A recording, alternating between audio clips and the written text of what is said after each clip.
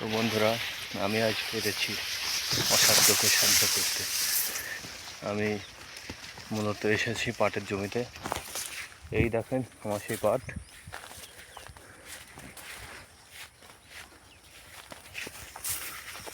তো গাইজ,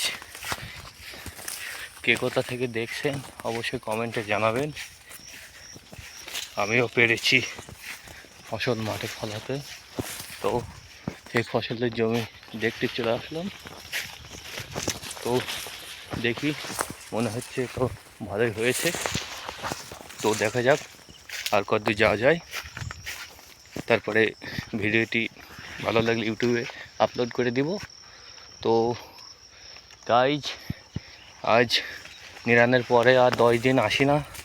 মনে হচ্ছে আমার সমান সমান হয়ে গেছে পাট। যারা বলেছিল পারবে না, আমি পেরেছি। তাদেরকে বলতে চাই, তুমিও চেষ্টা করো, তুমিও পারবে। দেখেন আমার এই পাট, যে পাট মূলত 10 থেকে 12 দিন আগে হিঁটু সমান ছিল, সেই পাট আজ আমার সমান হয়ে গেছে। কারণ এটা পরিশ্রম করেছিলাম বলেই আজ হয়তো ফলটা এত দূর এসে দাঁড়িয়েছে। তো ভবিষ্যতে আরও ভালো হতে পারে, তো আশা রাখছি।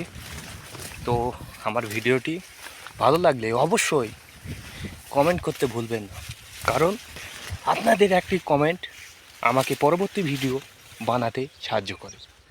তো বন্ধুরা, তো আমার ভিডিওটি কার কেমন লাগলো অবশ্যই জানাবেন।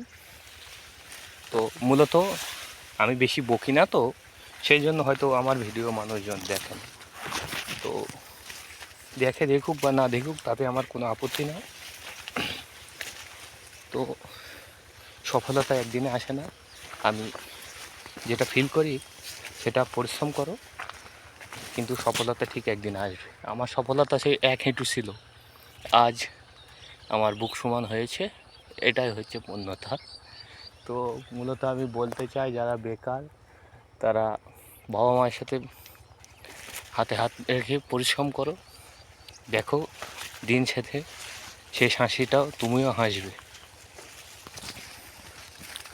তো ভিডিওটি এ পর্যন্তই।